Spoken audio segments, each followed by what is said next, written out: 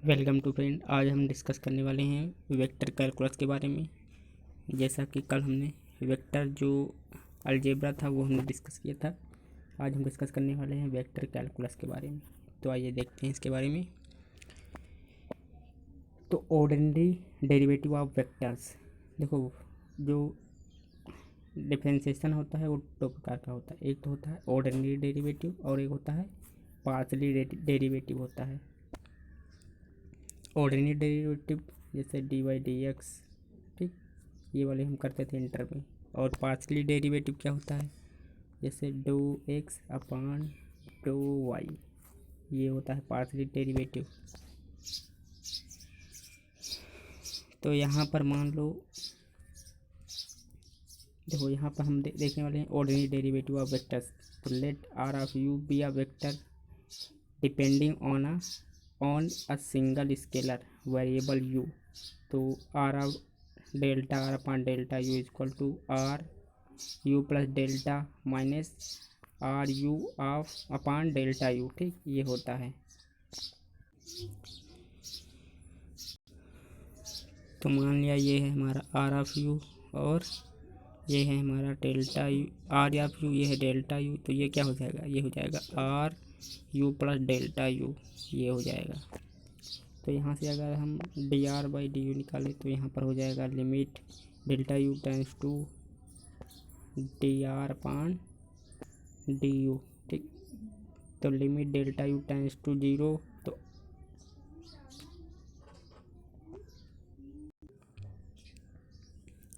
तो यहाँ पर अगर हम देखें तो यहाँ पर क्या है, delta limit delta u tends to क्या है जीरो। तो are of u plus delta u minus delta are upon delta u, ये हो जाएगा हमारा लिमिट। तो होता क्या है लिमिट में, तो यहाँ पर d are upon d u is itself a vector depending on u, ठीक है, यू पर डिपेंड करता है। We can consider it derivative. तो डेरिवेटिव देखो डेल्टा इक्वल टू क्या होता है, final value minus initial value, ये होता है डेल्टा का मतलब, ठीक। अब यहाँ पर मान लिया कि phi is a derivable scalar function of u, then क्या होगा देखो। तो यहाँ पर d A plus B upon d u, ये क्या होता है, तो d A upon d u plus minus d P upon d u, ये हो जाएगा ठीक, इसे एक्सपेंड करने पर। सेकंड क्या है, d upon d u a dot B equal to a d p, यानी कि फर्स्ट फंक्शन सेकंड फंक्शन का differentiation plus second function first function का डिफरेंशिएशन, ये वही सब फार्मूले हैं 12th के फिर, ठीक। तो हम अगर थर्ड नंबर देखें तो d upon d u A cross B क्या होता है, तो A cross d B upon d u plus B cross d A upon d u, ये क्रॉस का है, ठीक। यहाँ पर क्या है, d upon d u phi into A, phi क्या है स्केलर है, तो फाई को हम बाहर कर देंगे तो d A upon d you हो जाएगा, या ए बाहर तो क्या हो जाएगा, और प्लस का एक और है यहाँ पर, फिर प्लस ए बाहर तो d phi upon d u, ये हो जाएगा। यहाँ पर 5 नंबर हमारा फार्मूला है कि d upon d u A into B cross C, ठीक, ये क्या हो जाए, तो A into B cross d C upon d u plus ए बाहर तो d B upon d u cross C plus d A बाहर ए बी क्रॉस सी बाहर तो d A upon d u, ये हो जाएगा फार्मूला। तो यहाँ 6 नंबर है, तो डी अपान डी यू, तो ये फार्मूला हो जाएगा हमारा ए क्रॉस ब्रैकेट में B cross C equal to A cross तो B cross d cross C plus A cross, यहाँ पर ए बाहर निकाला तो B cross d cross C cross d C cross u, ठीक, और प्लस ए बाहर यहाँ पर तो d B upon d u cross C इसके साथ में, फिर यहाँ पर d A upon d u cross bracket में बी क्रॉस सी, ये है। अब हम देखने वाले हैं पार्शियल डेरिवेटिव ऑफ वेक्टर्स क्या होता है, क्योंकि हमने वो देख लिया है ऑर्डिनरी डेरिवेटिव ऑफ वेक्टर। अब हम देखने वाले हैं पार्शियल डेरिवेटिव ऑफ वेक्टर होता क्या है। If A is a vector depending on more the one scalar variable से X Y Z for X Y then case written A equal to A of x Y X comma Y comma Z the derivative of, तो d do A upon दो X क्या हो जाए limit X delta X tend to zero A X plus delta x comma Y comma Z upon minus A of x comma Y comma Z upon delta x. ये हो गया क्या delta A upon delta दो A upon दो x, ठीक। यहाँ पर क्या हो जाएगा दो A upon do Y equal to limit do delta Y tends to zero, तो यहाँ पर क्या हो जाएगा A of X plus X comma Y plus delta Y comma Z minus A of x comma Y comma Z या ओ अपान delta Y.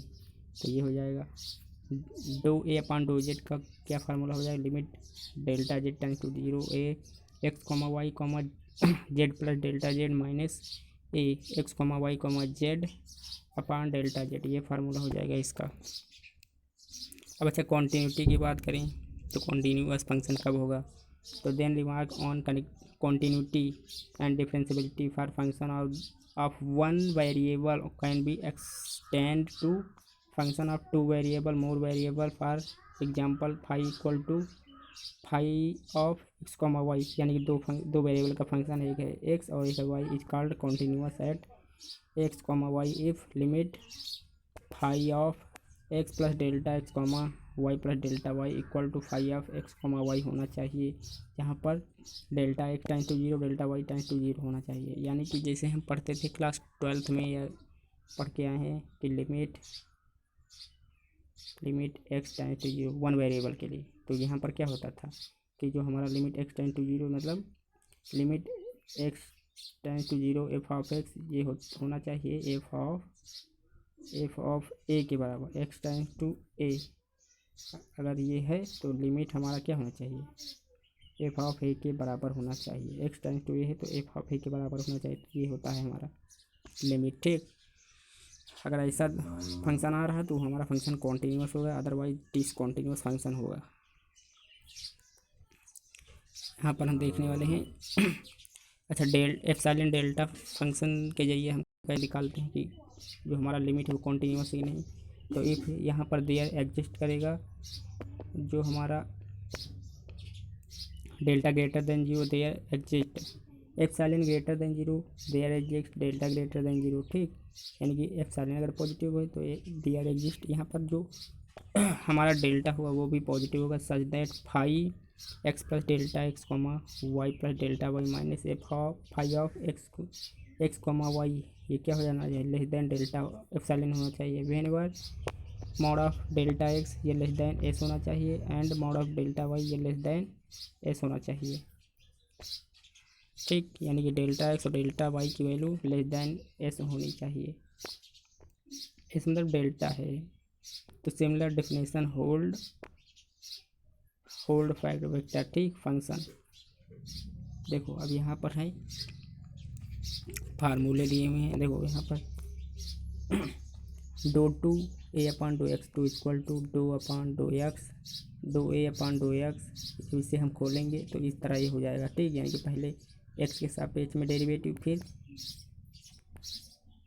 दो again x के सापेक्ष में डेरिवेटिव, इसे बोलते हैं डे टू ए अपान दो एक्स टू, ठीक। ये बोलते हैं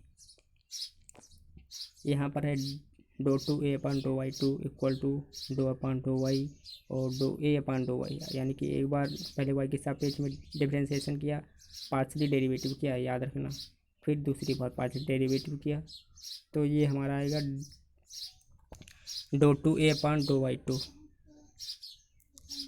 यहाँ पर क्या है दो टू ए अपान दो एक्स टू दो जेड टू इक्वल टू दो अपान दो जेड दो ए अपान दो जेड, ये हो जाएगा एक्सपेंड करने पर, ठीक। तो देखो यहाँ पर है क्या सबसे पहले हमने दो ए अपान जो हमारा ए फंक्शन था उससे हमने दो जेड के सापेक्ष किया गया पार्शियली डेरिवेटिव किया, फिर अगेन दो जेड के सापेक्ष पार्शियल डेरिवेटिव किया तो हमारा ये हो जाएगा दो टू ए अपान दो जेड टू। ये फार्मूला है, ऐसे ही सेम चल रहे हैं। अब यहाँ पर क्या है दो टू ए अपान पहले हमने क्या किया दो वाई के सापेक्ष डेरिवेटिव किया फिर एक्स के सापेक्ष डेरिवेटिव किया तो दो ए अपान दो वाई फिर दो अपान दो एक्स, डो टू ए upon dough Y dough x. तो हमने क्या किया, पहले ए का जो हमारा ए फंक्शन था उसको एक्स के सापेक्ष डेरिवेटिव किया, फिर वाई के सापेक्ष डेरिवेटिव किया, तो ये हो जाएगा do two A upon dough Y dough X. यहाँ पर होता क्या है कि do two A upon dough x dough Y equal to dough two A upon dough Y d X के बराबर होता है। अब यहाँ पर है कि if A has continuous partial derivative of the second order at least then dough two A upon, यानी कि एक कंटिन्यूअस फंक्शन होना चाहिए, पार्शियल डेरिवेटिव होना चाहिए ऑफ द सेकेंड ऑर्डर का, तो at least then dough two A upon dough x dough Y equal to dough two A upon dough Y डो जेड डो वाई डो एक्स के बराबर होगा, ठीक। तो that order of differentiation has does not matter. तो ये बात कहा है कि ऑर्डर ऑफ डिफरेंशिएशन मैटर नहीं करता है, कि यहाँ पर जैसे यहाँ पर पहले एक्स है फिर वाई है, फिर यहाँ पर वाई है फिर एक्स है, तो ये मैटर नहीं करता, चाहे जैसे लिखे हम। यहाँ पर क्या है, if a and b are function of x Y z then डो upon dough x a dot B equal to पहला फंक्शन फर्स्ट फंक्शन, फिर सेकेंड फंक्शन का partial derivative plus first function, फिर सेकेंड फंक्शन का, यहाँ पर क्या है, ए डो बी अपान डो एक्स और प्लस डो ए upon dough x into b, ठीक, ये हो जाएगा। सेकेंड नंबर होगा डो upon dough x a cross b equal to A cross डो B upon dough x plus dough ए upon dough x cross B, ये हो जाएगा। 3 नंबर क्या है, डो टू अपान डो वाई डो जेड, ये हो जाएगा ए डॉट बी, तो ये क्या हो जाएगा, डो अपान डो वाई डो अपान ये एक्स है, ठीक। तो डो पहले हमने क्या किया, ए डॉट बी का डो अपान डो एक्स के सापेक्ष में डेरिवेटिव किया, फिर डो अपान डो वाई के सापेक्ष में डेरिवेटिव किया, फिर यहाँ पर क्या हो जाएगा, डो upon dough y a dot हो जाएगा a b upon dough x plus dough A upon dough x b, ठीक। यहाँ पर फर्स्ट फंक्शन और सेकेंड फंक्शन वाला लगेगा, ठीक। पहले यहाँ पर क्या हो जाएगा, ए को बाहर रखा, फिर do B upon dough X किया, ठीक, ये डो है, do B upon dough X किया, फिर plus dough A upon dough x into do B, ठीक है, यानी कि do A upon dough x into B, ये वाला फंक्शन हो जाएगा। अरे यहाँ पर वो लगेगा डबल डेरिवेटिव, ठीक, जो डबल टू वेरिएबल का जो डॉट वाला फार्मूला लगता है वही लगेगा। फर्स्ट फंक्शन बाहर होगा, फिर सेकेंड फंक्शन का डेरिवेटिव प्लस सेकेंड फंक्शन बाहर फर्स्ट फंक्शन का डेरिवेटिव, तो सेकेंड फंक्शन बाहर फर्स्ट फंक्शन का डेरिवेटिव, ये हो जाएगा। फिर यहाँ पर क्या हो जाएगा, A do two B upon dough Y dough x plus dough A upon dough Y do B upon dough x plus dough A upon dough x do B upon dough Y plus do two A upon dough Y dough x, ये हो जाएगा। यहाँ पर खोलने पर differentiation of vectors क्या होता है, मान लिया कि ए इक्वल टू हमें एक वेक्टर दिया है ए1 आई कैप प्लस ए2 जे कैप प्लस ए3 K cap, then D A equal to D ए1 आई कैप प्लस डी ए2 जे कैप प्लस डी ए3 के कैप, तो यहाँ पर हो जाएगा D A dot B equal to क्या हो जाएगा, ए डॉट डी बी, यानी कि फर्स्ट फंक्शन बाहर सेकेंड फंक्शन का डेरिवेटिव प्लस यहाँ पर हो जाएगा, और यहाँ पर हो जाएगा सेकेंड फंक्शन बाहर फर्स्ट फंक्शन का डेरिवेटिव, तो यहाँ से हो जाएगा डी ए क्रॉस बी, ये इक्वल टू क्या हो जाएगा, यानी कि फर्स्ट फंक्शन बाहर सेकेंड फंक्शन का डेरिवेटिव प्लस सेकेंड फंक्शन बाहर और फर्स्ट फंक्शन का डेरिवेटिव, ठीक, यानी कि A cross d B plus d A cross B, ये हो जाएगा। सेकेंड फंक्शन यहाँ पर भी है, तो इफ़ ए इक्वल टू मान लिया A of x comma Y comma Z का फंक्शन है, तो then D A equal to क्या हो जाएगा, D A upon d X, d A upon dough X, ठीक है, do A upon dough X d X plus dough A upon dough Y d Y plus dough A upon do Z, ये हो जाएगा D Z.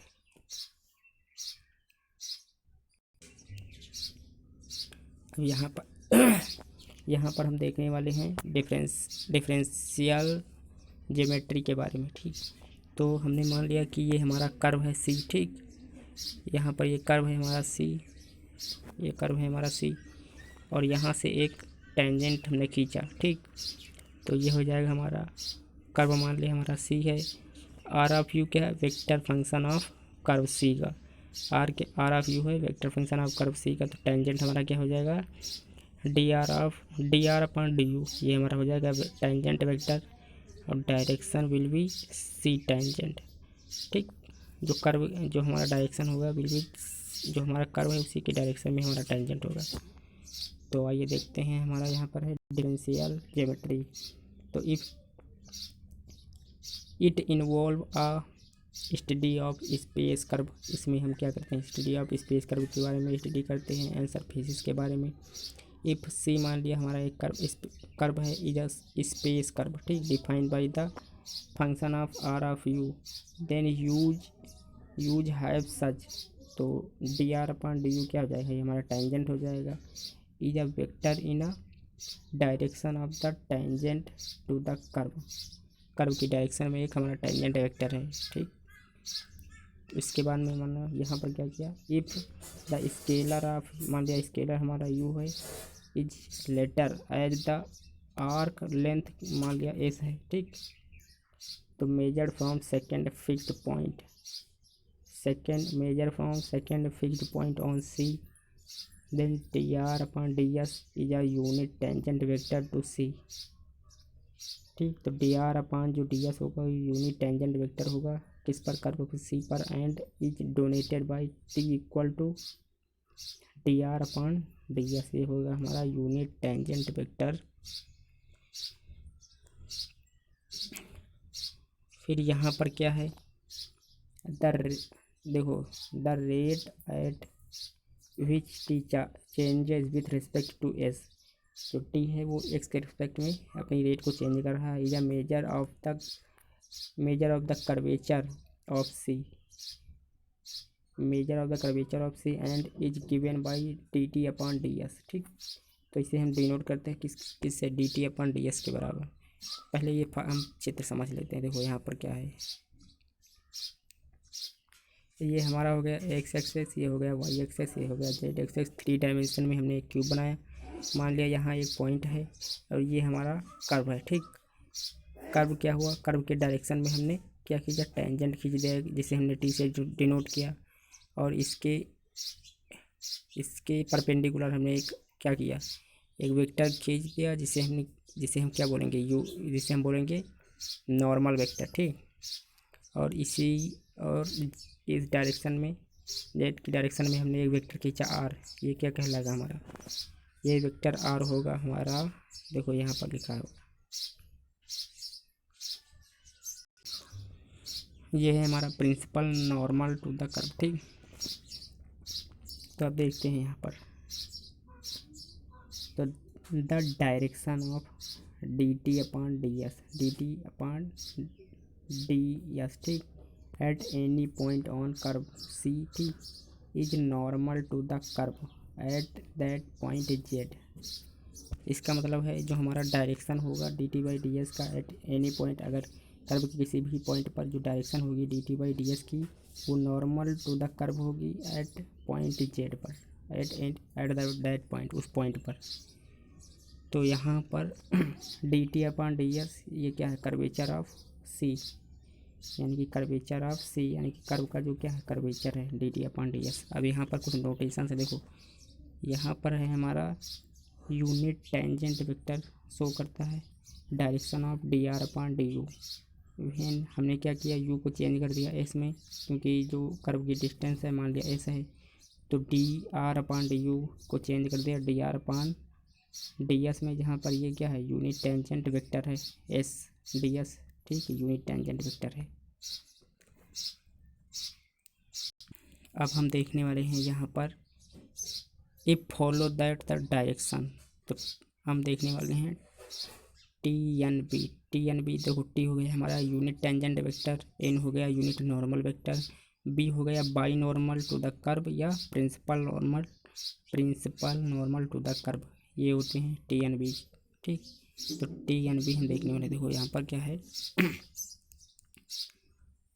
कि सबसे पहले हम यहाँ पर चित्र को समझ लेते हैं। देखो यहाँ पर है ये एक्स एक्सेस, ये एक्स एक्सेस, ये वाई एक्सेस, ये जेड एक्सेस। यहाँ पर हमने एक क्या चित्र बनाया, ठीक है, ये वॉल्यूम बनाया, ठीक। यहाँ पर तो यहाँ पर हमने एक कर्व ये वाला ड्रॉ किया, तो इसके टेंजेंट वेक्टर इसके कर्व के डायरेक्शन में होगा टेंजेंट, यूनिट टेंजेंट वेक्टर, और ऊपर होगा यूनिट नॉर्मल वेक्टर, और इस साइड होगा हमारा क्या, बाइनोमियल टू द कर्व या principal normal to the curve. तो इसे हमने बी से डिनोट किया है। तो यहाँ पर आइए देखते हैं, form a localise right handed rectangular coordinate system of any specific point on C, यानी कि कर्व सी पर हमने कोई एनी स्पेसिफिक पॉइंट मान लिया। तो यहाँ पर हमने देखा है क्या,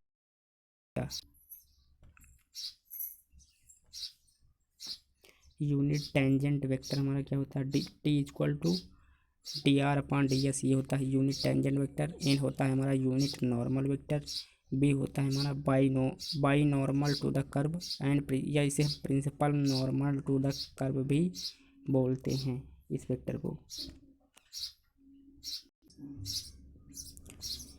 तो यहाँ पर हमने देखो, यहाँ पर the coordinate system is called the ट्राईहेड्रल।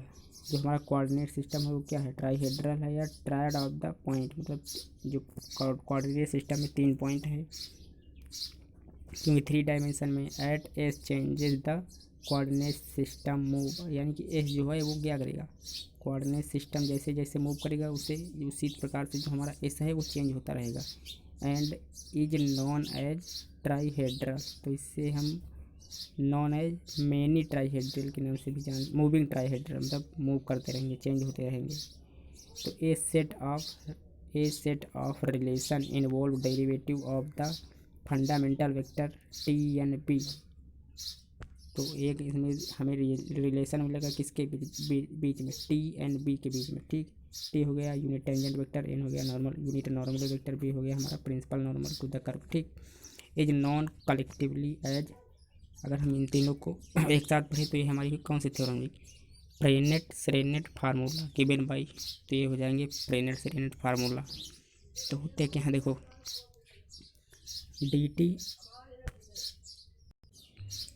यहाँ पर क्या हो जाएंगे, d T upon d s equal to kappa n, जो के है इसे हम क्या पढ़ेंगे, कप्पा बोलेंगे, इसे हम के को बोलेंगे कप्पा, ठीक। तो d T upon d s equal to हो जाएगा कप्पा एन, फिर यहाँ से d n upon d s हो जाएगा tau b minus kappa t, ठीक।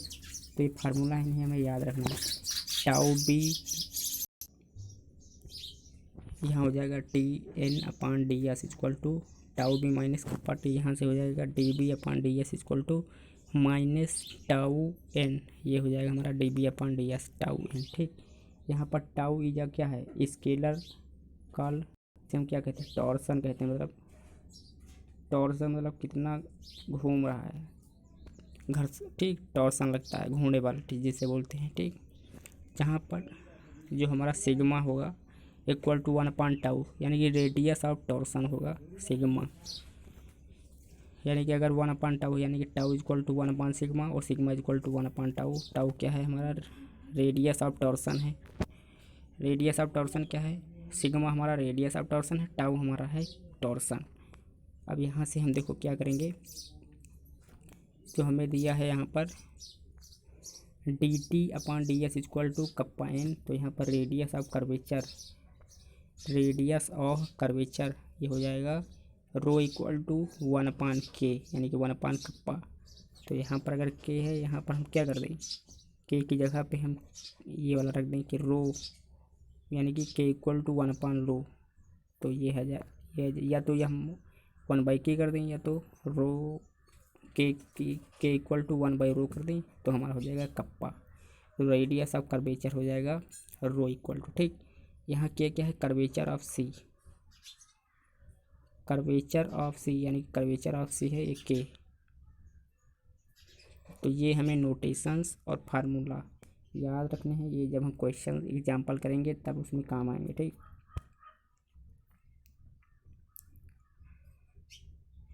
अब यहाँ पर है osculating plane to the curve.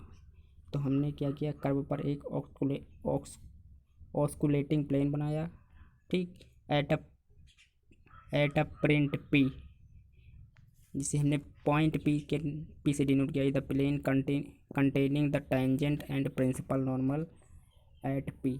तो क्या हुआ यहाँ पर, तो ऑस्कुलेटिंग प्लेन कहते किसे हैं, तो to a plane curve at point, मतलब जो हमारा प्लेन है, जो हमारा कर्व है उस पर किसी पॉइंट पर पी पर क्या है, हमने क्या किया, टेंजेंट ड्रॉ किया और प्रिंसिपल नॉर्मल ड्रॉ किया पॉइंट पी से, ठीक। नॉर्मल प्लेन क्या होता है, नॉर्मल प्लेन होता है is the plane through P perpendicular to the tangent, मतलब एक प्लेन है जो पी से पास कर रहा है और परपेंडिकुलर है किसके, टू द टेंजेंट के, जो हमारा टेंजेंट वेक्टर है उसके क्या परपेंडिकुलर है। उसके बाद में हमारा ये हो गया रेक्टिफाइंग प्लेन। रेक्टिफाइंग प्लेन क्या होता है, ये इज द प्लेन पास कर रहा है थ्रू पॉइंट पी से, तो which is perpendicular to the principal normal की जो परपेंडिकुलर है। आइए देखते हैं, देखो यहाँ पर 3 प्लेन है हमारे। ऑस्कुलेटिंग प्लेन क्या है, तो हम पहले ऑस्कुलेटिंग प्लेन की डिफिनेशन देख लेते हैं। तो यहाँ पर क्या है, ऑस्कुलेटिंग प्लेन, तो कर्व, जो हमारा कर्व है उस पर कोई पॉइंट पी है, वहाँ से एक प्लेन पास कर रहा है और हमें टेंजेंट मिल रहा है and principal normal at P पर मिल रहा है। तो यहाँ पर हो गया, ये हो गया टेंजेंट, ठीक, ये हो गया टेंजेंट टी और ये हो गया प्रिंसिपल नॉर्मल एन। तो ये हो जाएगा हमारा ऑस्कुलेटिंग प्लेन, ठीक। और यहाँ पर नॉर्मल प्लेन क्या हो जाएगा, इज द प्लेन जो पॉइंट पी से पास कर रहा है और परपेंडिकुलर है टेंजेंट के।